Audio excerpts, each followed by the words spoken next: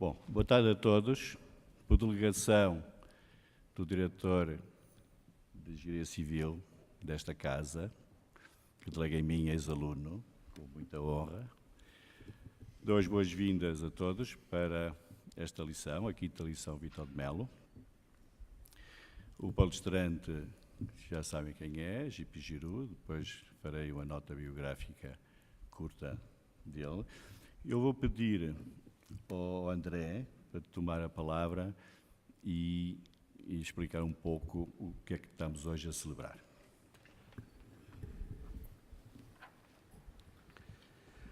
Good evening, everyone. On behalf of the Brazilian Society for Soil Mechanics and Geotechnical Engineering and of the Portuguese Society for Geotechnics, we have the pleasure to have here this evening the fifth Victor de Mello lecture. As you know, the Victor de Mello lecture is a combined lecture by two associations, considering the experience, the origins of our professor Victor de Mello, and this is the fifth lecture. I only recall you the first four. Professor John Burland was the first one in 2008 here in Portugal, and then in 2010 we have Professor Harry Poulos in Brazil, Professor Michaeli Jamilkovski in 2012 back here in Portugal, present the third one, and Professor James Mitchell in 2014 back in Brazil, present the fourth one. Today you have the pleasure to have here Professor Jean-Pierre Giroud, and his CV will be presented by my colleague José Luis Machado Duval. So that's my words for this moment, and welcome everyone to the fifth Victor de Mello lecture.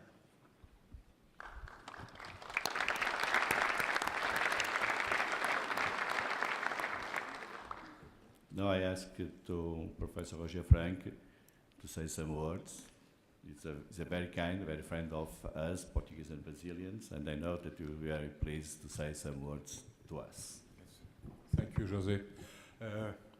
Boa tarde a todos. It's in Portuguese accent or Brazilian accent, I don't know. I had a few lessons, but I'm still mixed up. Well, ladies and gentlemen, it's always a great pleasure for me to be in Portugal with my Portuguese and Brazilian friends, or to be in Brazil with my Brazilian and Portuguese friends.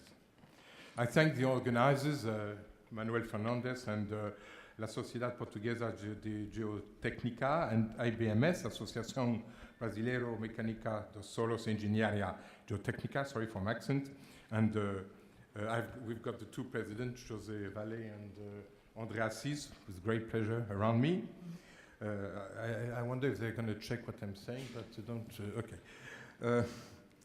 So I thank all of them for giving me the honor to participate in this opening session for the Victor de Mello lecture. I had the privilege to know Victor de Mello. It was always an immense pleasure to meet and chat with him. It is always with a great emotion that in particular I attend the Victor de Mello lecture.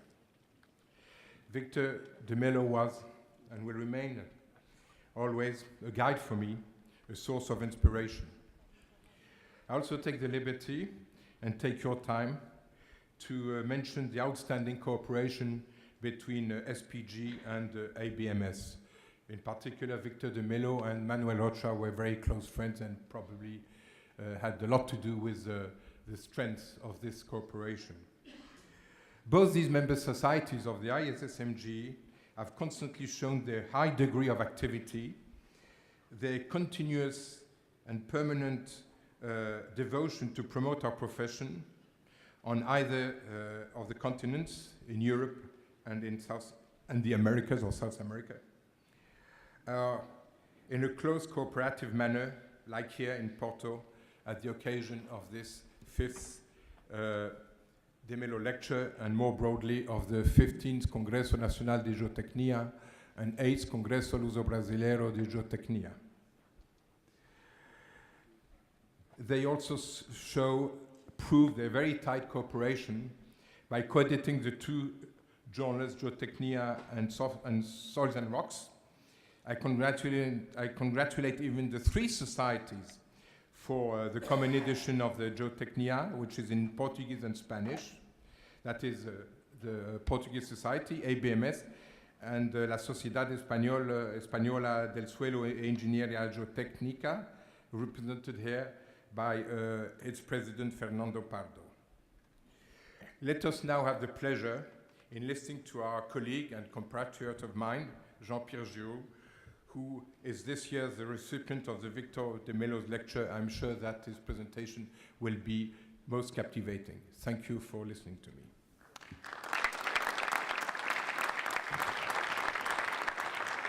Thank you, Roger, for your very nice words.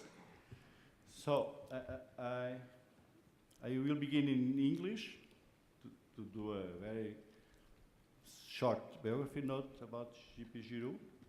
J.P. Giroud is an independent consulting engineer in geosynthetics and geotechnical engineering. He's civil engineer from École Centrale de Paris, PhD in geotechnical engineering by the Grenoble University. He's the member of the United States National Academy of Engineering, Chevalier de l'Ordre de la Légion d'honneur de France, Doctor honoris causa of the Technical University of Bucharest, Romania, Vienna, Austria, and among others, he is a Terzaghi lecturer.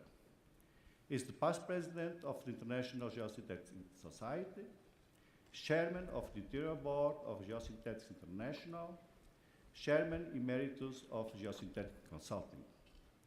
It's very difficult to resume the biography of Dr. Giroud, and for better understanding, I will present a short note in Portuguese.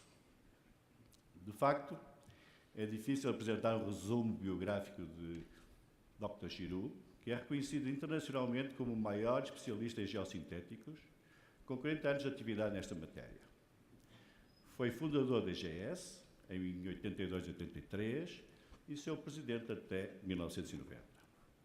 Dr. Giroud desenvolveu muito dos métodos do projeto de engenharia dos geossintéticos, nomeadamente para filtros, sistemas de drenagem, reforço de estradas, avaliação de fugas através de barreiras impermeáveis, sua recolha e detecção, estabilidade de sistemas impermeáveis como barreiras sintéticas, reforço de revestimentos e camadas de solos em sistemas impermeáveis, avaliação da tensão de formação de geossintéticos, avaliação das propriedades de geomembranas, ligação de geomembranas e estruturas rígidas, ações dinâmicas do vento sobre geomembranas e muitas mais matérias. De salientar que muitas das suas propostas para testes das propriedades geossintéticas são utilizadas pelas normas internacionais, nomeadamente as normas ESTM. Dr. Giroud tem uma vasta biografia.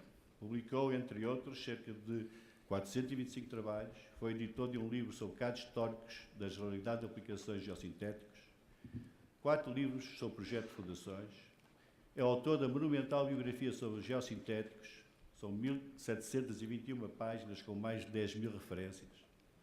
Foi também autor, em 1991, para o Bureau of Reclamation, Design Standards on Embankment Dams with Geomembranes, especificações para projeto de barragens de aterro com geomembranas.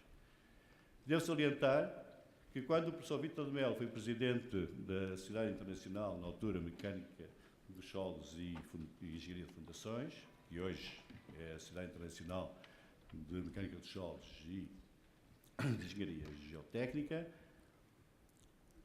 Victor de Mello convidou o Dr. Giroud para criar o Comitê Técnico de Geotextas e Geossintéticos, que presidiu de 81 a 82 e continuou no mandato seguinte, de 85 a 86, por proposta do próprio Victor de Mello, muito satisfeito do seu trabalho, ao seu sucessor na presidência da Sociedade Internacional.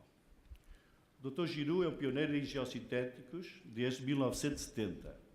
É considerado o pai dos sistemas de revestimento impermeáveis com geomembranas e, referindo algumas inovações apenas relacionadas com o tema desta lição, em 71 ele fez a primeira associação de geotêxtil com geomembrana, portanto, criando o geocomposto, que hoje se utiliza em quase todos os sistemas de barreiras impermeáveis, dependendo do seu tipo de material, desde seja compatível. Concebeu a dupla barreira impermeável, apresentada em 1973, e com a sua primeira utilização em 1964. Na década de 80, trabalhou como consultor para a Environmental Protection Agency dos Estados Unidos para desenvolver regulamentos para uso de geomembranas em aterros. Publicou em 1989 o método para cálculo de detecção de fugas através de barreiras permeáveis que incorporam geomembranas. Muito se podia dizer, mas temos de dar a palavra ao Dr. Giroud. E it's with honor and pleasure that I invite Dr. Giroud to present the 5th Victor de Mello lecture with the theme Leakage Control using Geomembrane Liners. Dr. Giroud.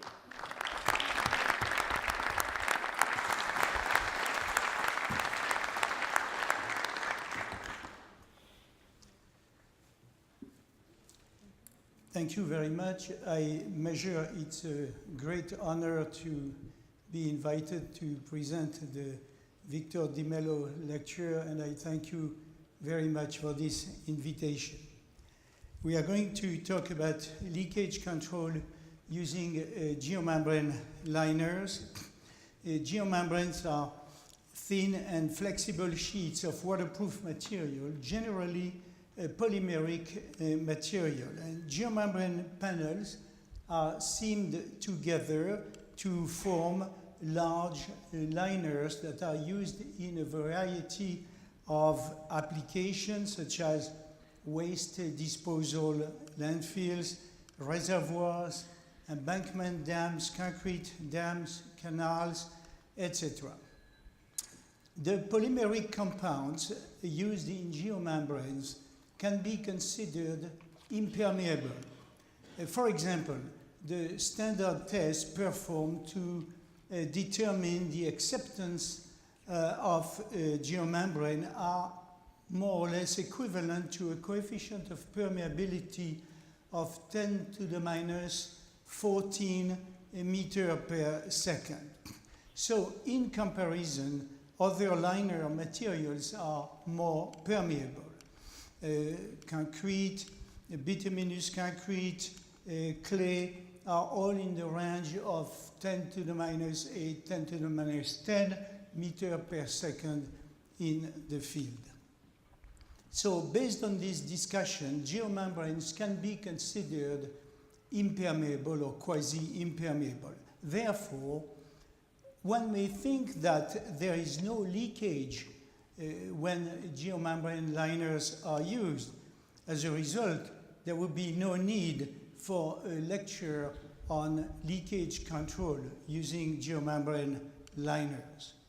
But impermeability on a small scale, the scale of a sample of geomembrane, does not guarantee impermeability on a large scale, the scale of a liner.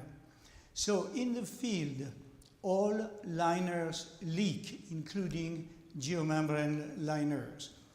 And leakage can be reduced by a variety of measures at the design stage and the construction stage, but some leakage is always possible, and this fact must be recognized. And considering that geomembranes are perfectly waterproof, so thereby ignoring leakage would be a major mistake for two reasons. That would raise unrealistic expectations and would preclude the development of realistic specifications. And also leakage has detrimental consequences which must be recognized and dealt with. And leakage is detrimental for many reasons.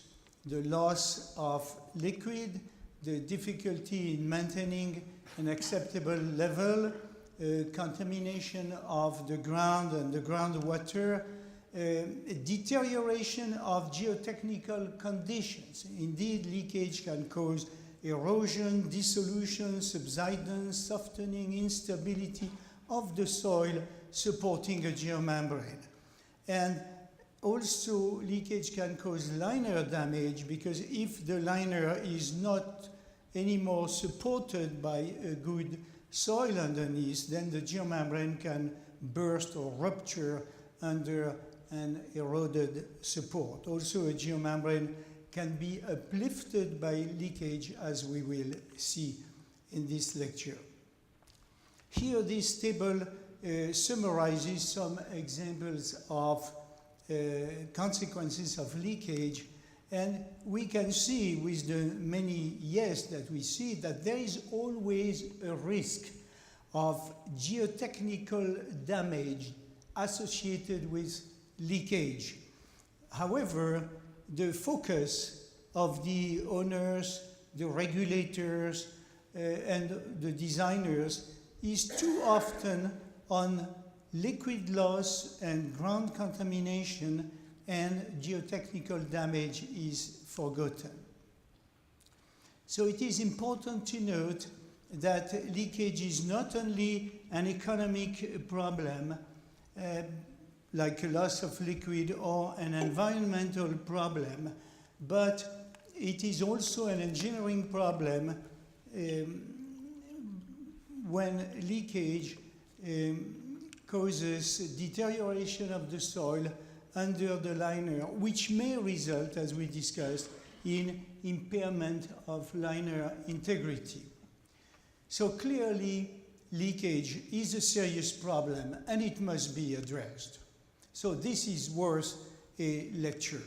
And so let's analyze the mechanisms of leakage associated with geomembrane liners. There are two main mechanisms of leakage associated with geomembrane liners. There is leakage through the geomembrane, which is essentially due to holes in the geomembrane, and there is leakage around the geomembrane at attachment between the geomembrane and concrete structures or pipes. So we will discuss these two mechanisms. First, the holes in geomembranes due to construction.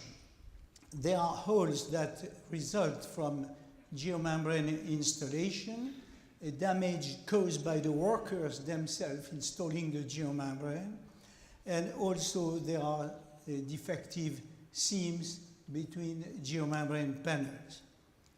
But perhaps more importantly, there is damage caused by the placement of materials on top of the geomembrane, puncture caused by stones, or damage caused by the construction equipment used to place those materials. So the holes must be found and must be repaired. Now, repairing holes is relatively easy. Finding holes is a challenge. So the first idea that comes to mind is to conduct a ponding test, which consists in filling with water the geomembrane-lined reservoir and observing and measuring the drop of water level. Now, this method has many drawbacks. It is impractical because it requires a large amount of water. It is not accurate because of evaporation, and also because leakage is small, and so it has a limited impact, a small impact on the drop of water level. And also this method does not find the leaks, it only finds if there is leakage.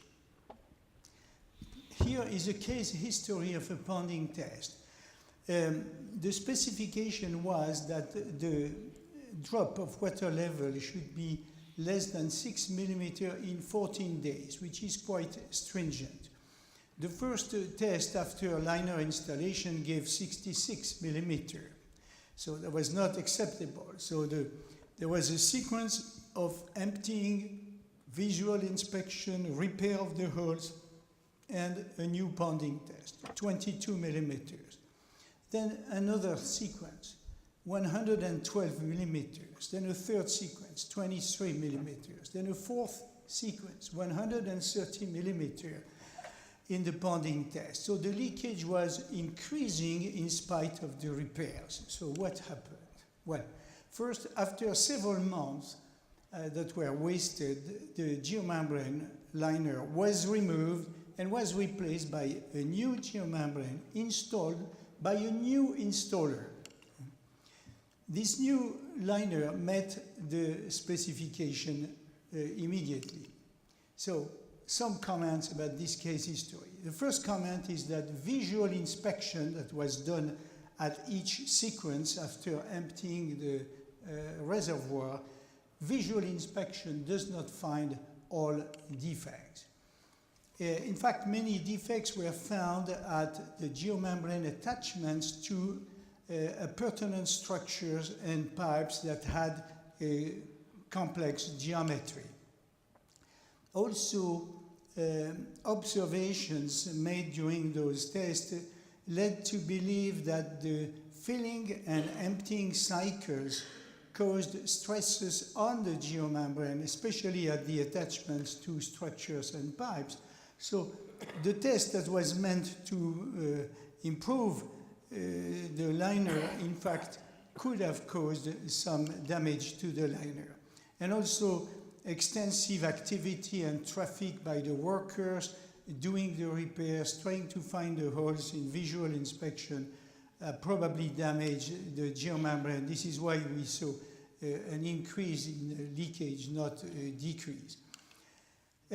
What are the lessons we learn? First, good workmanship is essential. When a good installer was asked to replace the liner, it worked.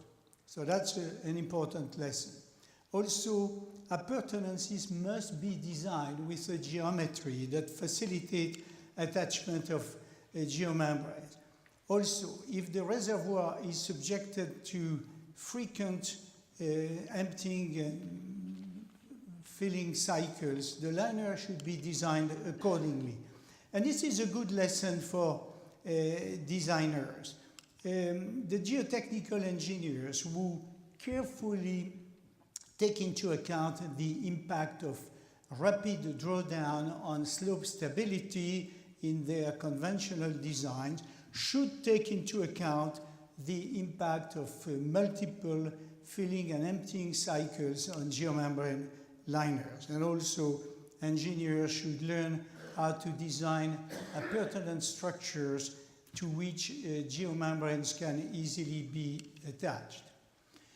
Now, the usual way to improve liner quality, and in particular to find holes, is to practice construction quality assurance. These consist of inspections and measures performed by a team independent from the geomembrane installer during the installation of the geomembrane, and very importantly also during the placement of the overlying materials. So the typical construction quality assurance that are intended to find the holes include non-destructive testing of the seams to evaluate the continuity of the seams, to find the gaps in the seams, and visual inspection of the geomembrane liner to find puncture and tears, and also gaps at the attachments between the geomembrane and the appurtenant structure. So we see here non-destructive testing and visual inspection.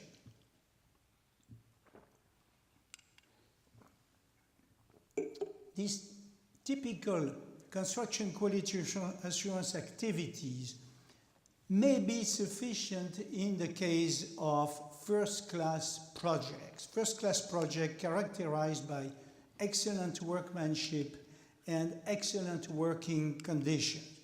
This is, for example, what happens in sophisticated applications like geomembrane-lined dams. But experience shows that those typical construction quality assurance activities are not sufficient in the case of usual projects such as landfills and many ordinary reservoirs, where these techniques miss a number of holes. So in those cases, it is recommended, in addition to construction quality assurance, to perform electric leak location surveys. The principle is simple. Most geomembranes are electrical insulators. So the electric current will pass if there is a hole in the geomembrane or a gap at the attachment to a concrete structure. So this technique has made significant progress in the past few decades, and today electric leak location can be performed on a bare geomembrane, on a geomembrane underwater, or on a layer of soil overlying a geomembrane. Here we see it on a bare geomembrane, and here on top of a soil layer placed on top of a geomembrane. So when a geomembrane is to be covered by a layer of soil, it's important to perform electric leak location survey after placement of the soil layer, in addition to performing it before, in order to catch the holes made during soil placement. This is an example of construction damage located electric survey. This is a huge hole. Fortunately, this is rare, but this was detected by electric survey performed over 40 centimeters of soil. But finding large hole is easy. The important question is, what is the maximum size of holes that can be found using the electric survey technique? The minimum size of holes is approximately 1 millimeter when the technique is applied on a bare geomembrane, and approximately 5 millimeter hole when this technique is applied on top of half a meter of soil covering the geomembrane. So electric leak location can find small holes, but not all.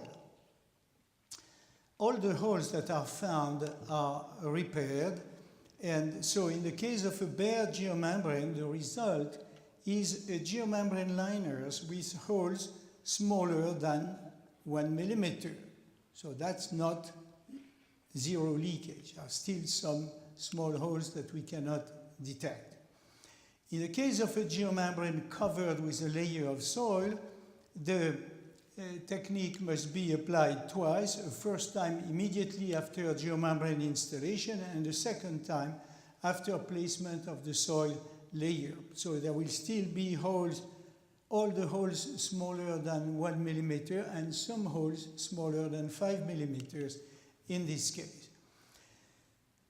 So this discussion shows how we can reduce the occurrence of holes by measures taken during construction.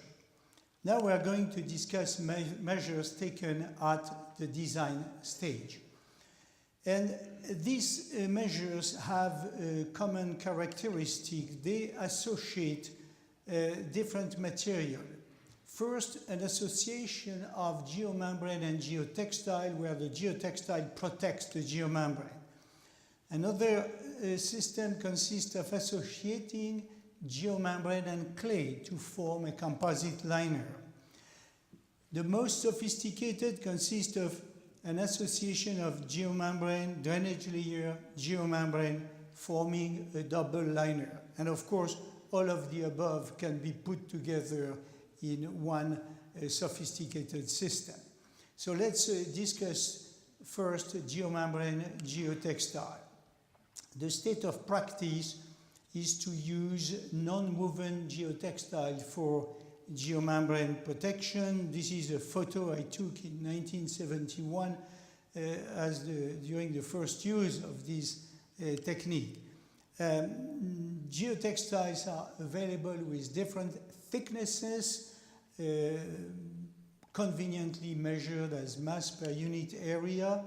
And there is a discrepancy between countries. I don't know what you do in Portugal, but in the United States, we are lazy and we consider that 500 grams per square meter is a maximum typically used. In Europe, I know we use more likely 1,000 grams per square meter geotextile. And in technically advanced project, we have even seen 2,000 grams per square meter. This is an example of the rehabilitation of a masonry dam in India, and a non-woven geotextile was placed between the masonry and the geomembrane. And this dam, if I remember well, is almost 70 meters high, so there will be a lot of pressure applied to it. The geotextile was 2,000 grams per square meter. Second measure applied at the design stage, the formation of a composite liner by associating geomembrane and clay. Leakage through composite liner is typically from 100 to 10,000 times less than leakage through a geomembrane alone, which is a remarkable result. Now, why is a composite liner that good? If there is a hole in the geomembrane, and of course we should always assume that there will be a hole in the geomembrane at the design stage, the leakage rate is small thanks to the presence of the clay that plugs the hole. Now, this works only if there is intimate contact between the geomembrane and clay. The question is, do we have intimate contact in the field? In the field, some geomembranes have wrinkles, and of course, in this case, there is no intimate contact in a large fraction of the geomembrane. And this happens with certain types of geomembranes due to the high coefficient of thermal expansion and the high bending stiffness, which we forget usually, but this is necessary to form high wrinkles. Wrinkles must be eliminated at installation.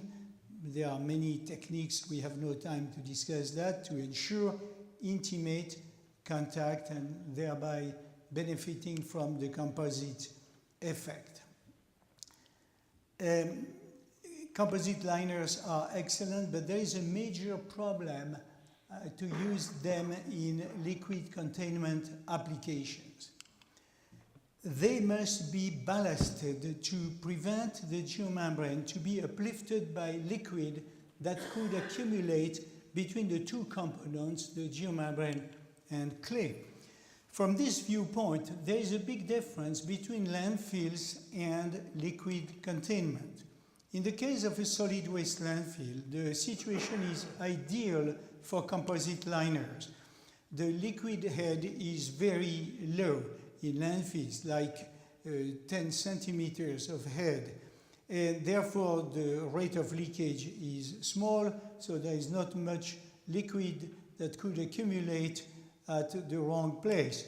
But also, and more importantly, there is a very high load in landfills permanently applied to the composite liner, and this prevents accumulation of liquid between the geomembrane and the clay.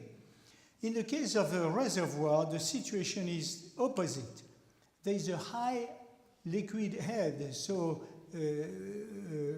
leakage rate that is, of course, higher than in a landfill, a large supply of liquid here, and there is no load if the geomembrane is not covered with a layer of soil or a very small load. So it's very easy in the case of liquid containment for water to accumulate between the two components of a composite liner. So there is a high risk of uplifting the geomembrane. Many geotechnical engineers have learned about geomembranes when designing landfills. And so they are not familiar with the risk of geomembrane uplifting. But this is something that they should easily understand, because geotechnical engineers understand pressure. And so they use for liquid containment what they have used for landfills without recognizing fundamental differences. Not all geotechnical engineers do that, but many, unfortunately, do that. So geotechnical engineering is not about designing by cutting and pasting. Geotechnical engineering is about thinking and thinking in the design of every single project. So the general rule is do not put two independent liners directly on top of each other unless they are sufficiently ballasted, because water and air will accumulate between the two liners, and the upper liner, especially if it is a geomembrane, but it has happened with other type of liners, will be uplifted and will be damaged. This has been observed many times. This is just one example, but I selected it because in that case, a geomembrane was placed on top of an old asphaltic liner in order to repair, to rehabilitate a reservoir, and that was a mistake, and the geomembrane was uplifted at many, many locations on this project. So as a summary, the two components of a composite liners must be in intimate contact to work, and they must be maintained in intimate contact, not only to work, but of course also to prevent uplifting of the geomembrane. So considering that composite liners are not easy to use in liquid containment facilities, as opposed to solid waste landfills where they are used all the time, another design measure can be considered the use of a double liner. So here we associate geomembrane, drainage layer, and geomembrane. So a double liner system consists of two liners, the primary liner and the secondary liner, separated by a drainage layer acting as a leakage collection and detection layer. So this is a schematic presentation of a double liner system, the primary liner, the secondary liner, the leakage collection and detection layer in between, and of course pipes to evacuate the leakage that has been collected by the leakage collection and detection layer.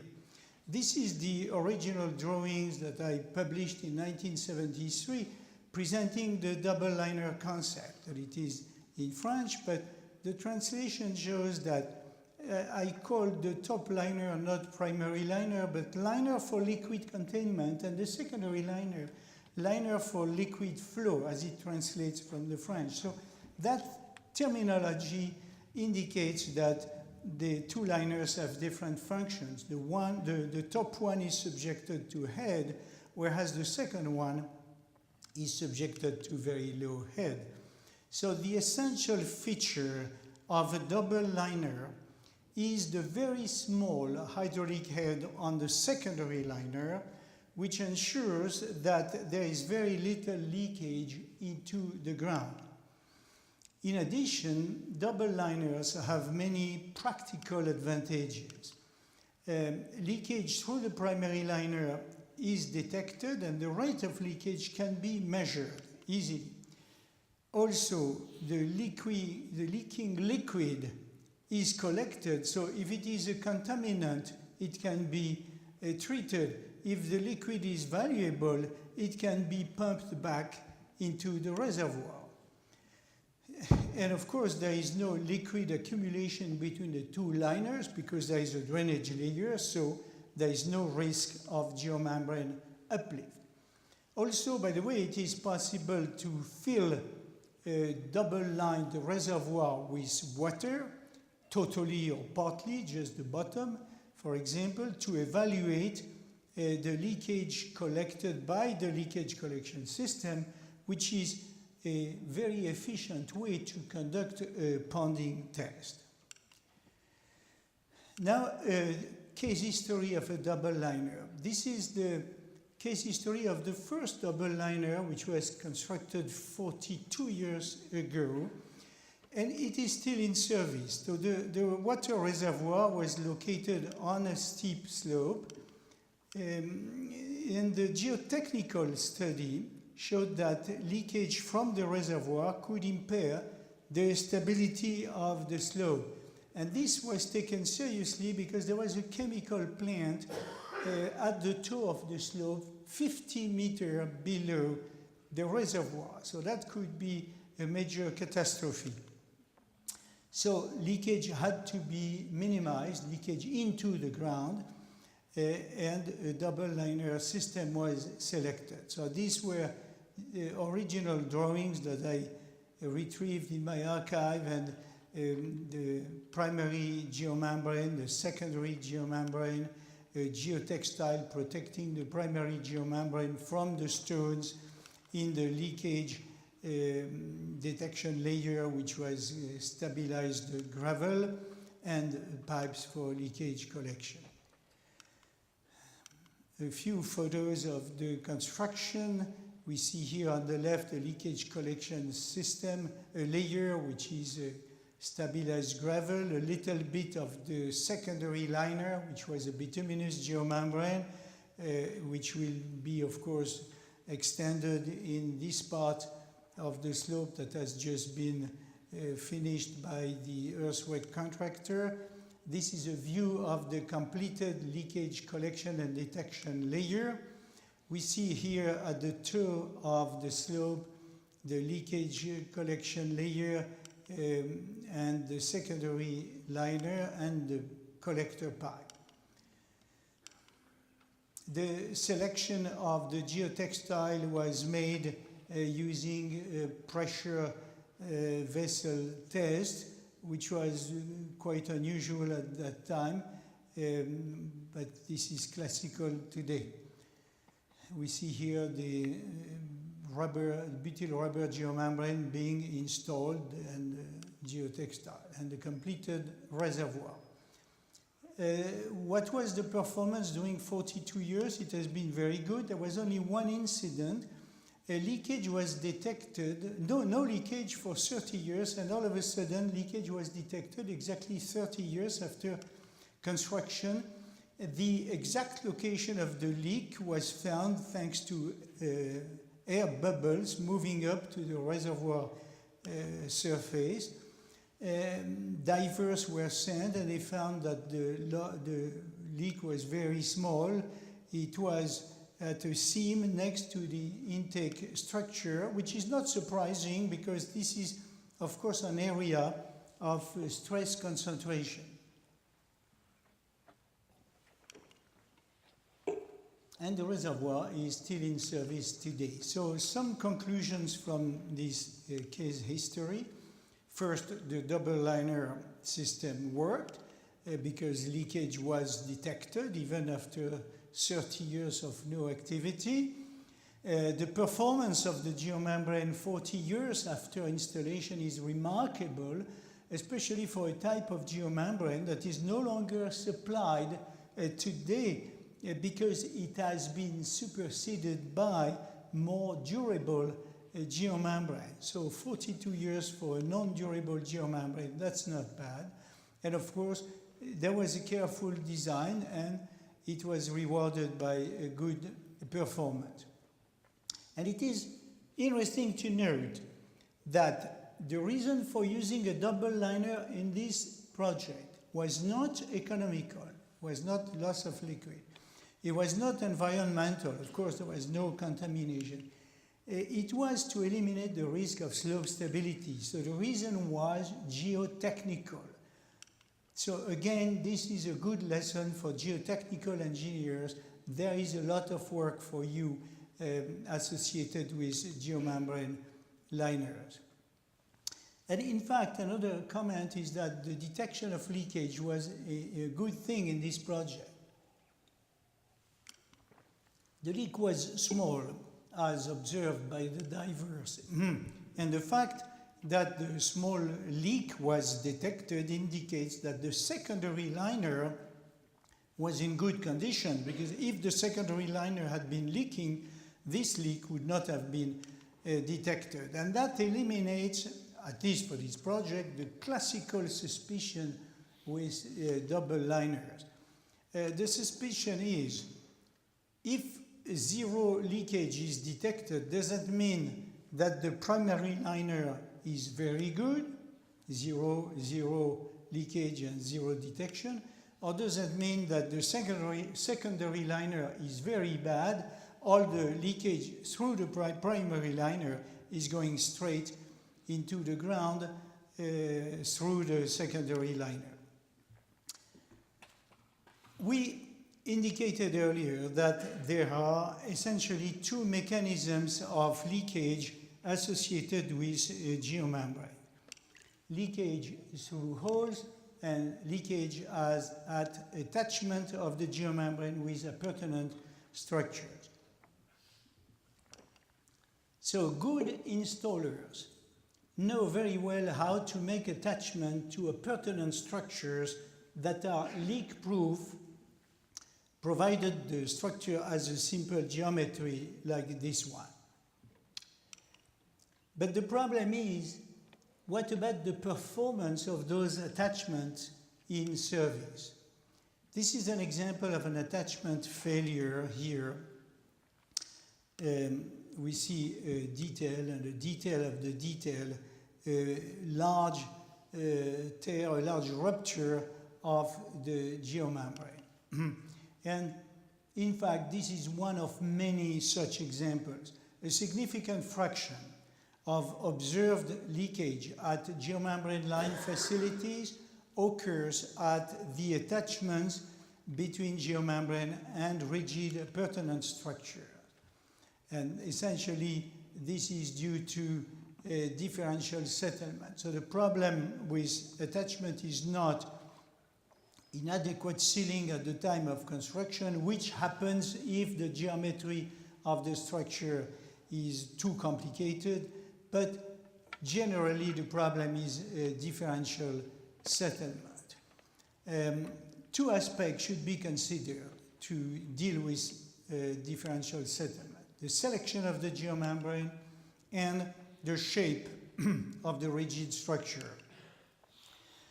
A quick presentation of a theoretical analysis, an analysis of the stress and strains in a geomembrane next to a rigid structure and supported by an embankment that settles, shows that the likelihood of rupture of the geomembrane is a function of the tension strain curve of the geomembrane. And this analysis is briefly illustrated in the next slide. On the top drawing, settlement is modeled with the pressure of liquid applied and compression of the soil underneath. There are resulting stresses in the geomembrane and friction between the geomembrane and the supporting soil because the geomembrane is displaced, and that generates tension in the geomembrane. All of that has been calculated and quantified. And it should be noted that while the various geomembranes are all quasi-impermeable and therefore are all quasi-equivalent from the viewpoint of impermeability, they are very, very different from the viewpoint of mechanical properties. And in this particular situation, the problem is mechanical properties. So this graph, tension strain curves of available geomembranes on the market today, they occupy the entire space. There is such a variety, not so much in the strength, but a huge variety in the strains. The ultimate strains range from 10% to 400%. This is a huge range. And of course, those geomembranes cannot have the same behavior. So the analysis that I cannot describe in detail shows that the most rigid and the most deformable geomembranes are more likely to rupture next to an attachment than geomembranes with an intermediate tension strain curve. And this is shown here, the areas that appear in pink or in gray, depending on the screen, show the areas where geomembranes are more likely to rupture when subjected to differential settlement, and the geomembranes in the middle of the range are better suited for this type of situation. The second aspect for designing a connection to structures is the shape of the rigid structure. To minimize differential settlement, it is very important to avoid constructing rigid structures with vertical walls. Settlement of soil is more progressive in the vicinity of structures constructed with inclined walls. This is illustrated here. If we have a vertical concrete wall and settlement of the soil next to it, there will be a large strain next to the attachment. In contrast, if the concrete shape has an inclined wall, the settlement is much more progressive and there will be a small strain at the attachment. It is that simple and it is never done. Even though I have repeated this recommendation for 30 years, most structures to which geomembranes are attached have vertical walls. So engineers are still learning, or still have to learn, I should say. After these discussions of how to design and construct a geomembrane liner to control leakage as well as possible, let's review some monitoring results. From this viewpoint, there is significant experience in landfills because many landfills have a double liner, and it is very easy to monitor the primary liner of a double liner system thanks to the leakage detection system. So there are data in landfills more than in other facilities. I will compare briefly some leakage rate data from landfills and liquid containment structures. Now, such comparison is potentially questionable because there are major differences between landfills and hydraulic structures such as reservoirs and dams. In landfills, the liquid depth is very small compared to reservoirs and dams. Also in landfill, the risk of leakage at the periphery of the liner is generally negligible compared to the case of reservoirs with appurtenant structures, pipe penetration, or the case of dam with a very large plinth at the periphery of the liner. In landfills, in the modern design of landfills, there are very few penetrations through the liner. So nevertheless, I will try to compare, and I will use here a method I have proposed to extrapolate leakage data obtained with very small head, two cases with large heads. So this is the extrapolated curve. You can see that the extrapolated part is very long because in the case of landfill, the head is almost zero. So it's a kind of acrobatic extrapolation. So considering this wide range, it is clear that this extrapolation is only meant as to provide some rough guidance and no more than that. Here is our typical leakage rate from landfills are presented with data from about 30 reservoirs and dams lined with geomembrane alone, no composite liner in this comparison. And we see the results are expressed in liters per hectare per day. This is a measurement typically used in landfills, not in dams, but I had to use a single unit for comparison. We can see small numbers for landfills and some large numbers of measured leakage for dams and reservoirs, and also we can see a very wide range. So the first comment we can make is those tabulated values are very far from zero. I should perhaps not say very far, but they are far from zero leakage rate. Because it should be noted that 10,000 liters per hectare per day, that means only a drop of 1 millimeter of the pool per day. So 1 millimeter per day looks a small number, but 10,000 liters per hectare per day seems to be a big number. So it is small, but it's not zero. Other comments. There is some good consistency between the extrapolated value and the measured value. At least the extrapolated value, which is only one line, is within the range of the measured value, except for embankment dams, which seem to leak more than other structures. For each category of containment structure, the range of measured leakage rate is very, very broad. And one of the reasons is probably the very wide variety of working conditions, because geomembranes are the same, but the working conditions are not.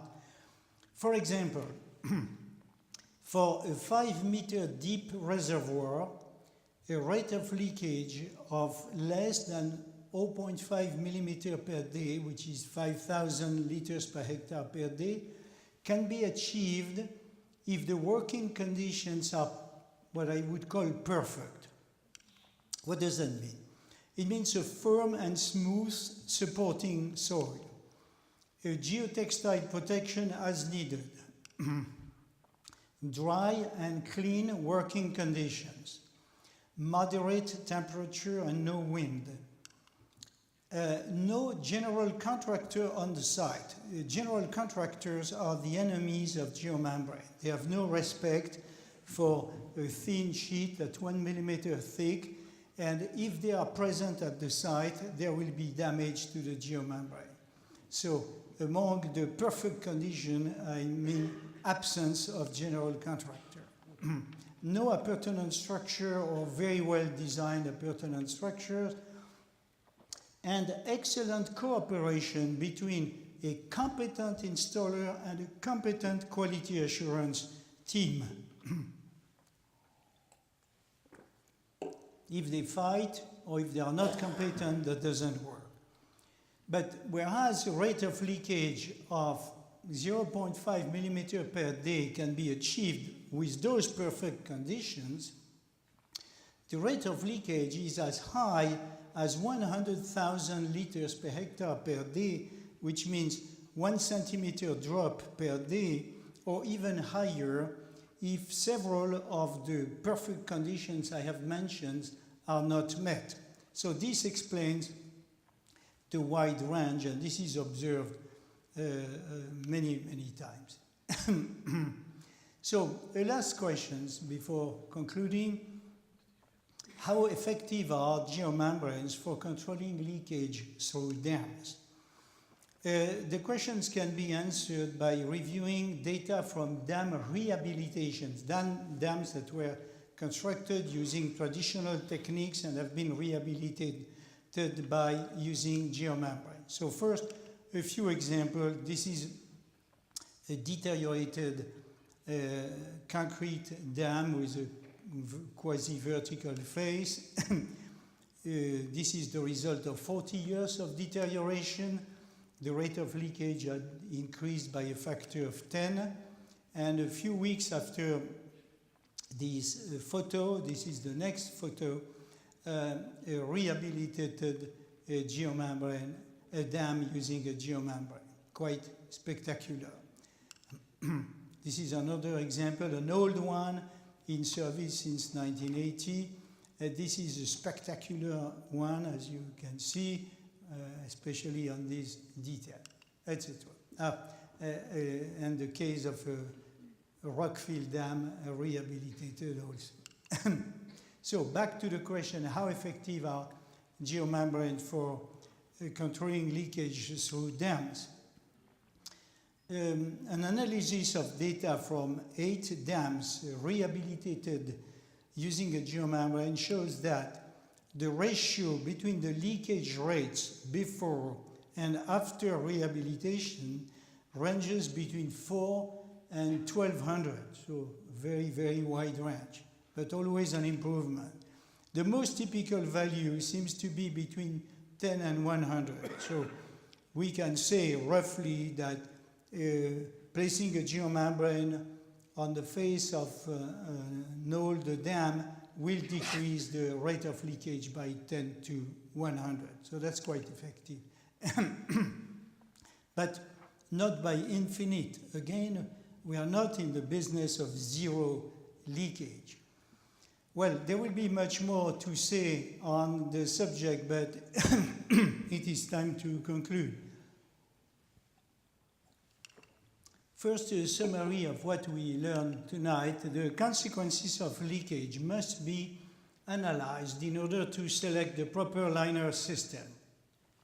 Among the consequences of leakage, geotechnical engineering consequences should not be forgotten, and I gave examples. Engineers should be aware of the limits of the technology to avoid writing unrealistic specifications that lead to problem and possibly to more leakage. The zero leakage through a single liner does not exist in the real world. But leakage through a single liner can be reduced by good workmanship, construction quality assurance, electric leak location survey. And good workmanship is the most important factor among the factors related to construction. Construction quality assurance and electric survey are useful, necessary even, but they are not a substitute for good workmanship. Zero leakage through a single liner, I repeat, does not exist, but leakage can be controlled by associating liners with or without drainage layer, composite liner or double liner, or the two combined, which is possible. There are limits to the geomembrane liner technology. For example, placing 2 liners together requires intimate contact and appropriate loading. We have seen that. Fortunately, double liners seems to have no limitation except the cost, of course, and they are effective in all applications, and they are the technique to be used if we want to have almost zero leakage into the ground. Impermeability of the liner material is necessary but is not sufficient because mechanical properties are very important, and there is a huge range of differences between geomembranes regarding mechanical properties. So this is the summary of what we have learned tonight. So in conclusion, I would like to say that in all the topics listed in the previous slides, geotechnical engineers can and must play a key role.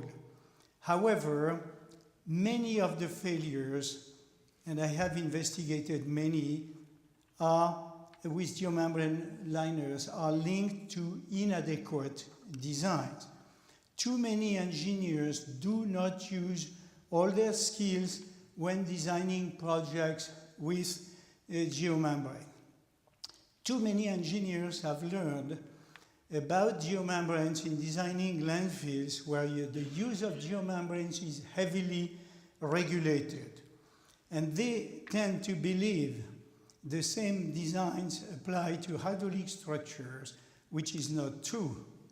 So technology transfer cannot be reduced to cut and paste. So here we do need the Victor de Mello spirit. We need engineers who think, not engineers who cut and paste. We need engineers who learn and understand new material. So here we need the Victor de Mello vision.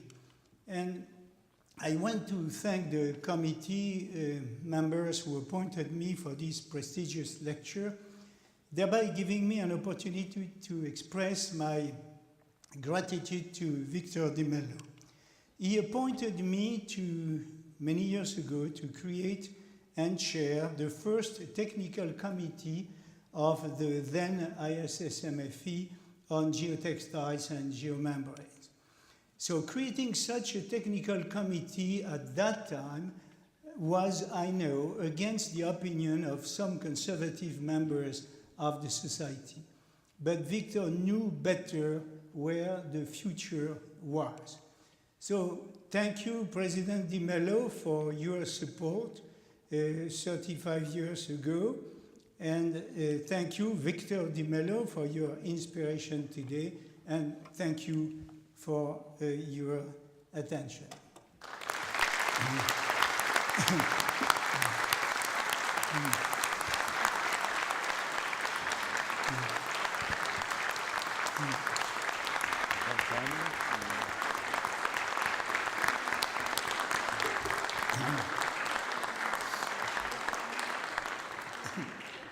Thank you, Professor Giroud, for this outstanding lecture, leading us to the deep war of the leakage, the design and construction solutions, and how to think about it.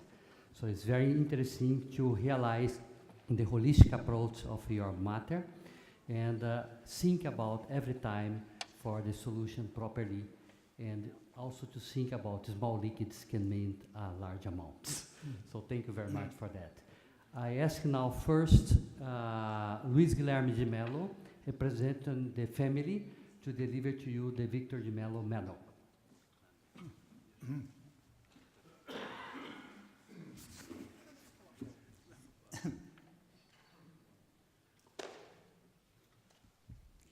Professor Giroud. Thank you. I'm very honored in the name of the family, in the name of the Portuguese and the Brazilian community to deliver this, which is a small a reproduction of the medal that Victor carried in his golden chain. Is St. George killing the dragon. So you have to kill a dragon a day. Yes, no, we have a dragon which is leakage, but we cannot kill it completely. Well, he survives and he comes back. Thank you Thank you very much. Thank you. We're very honored.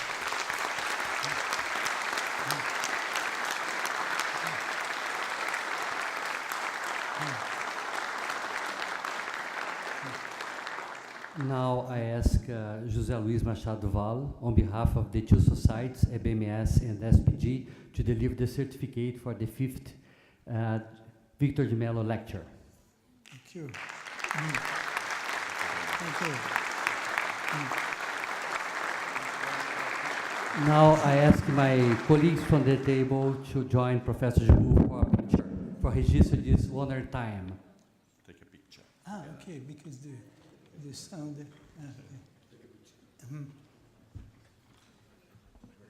Thank you. Thank you. Thank you. Obrigado. Thank you. Thank you. Oui, merci. Il faut que je prenne la médaille.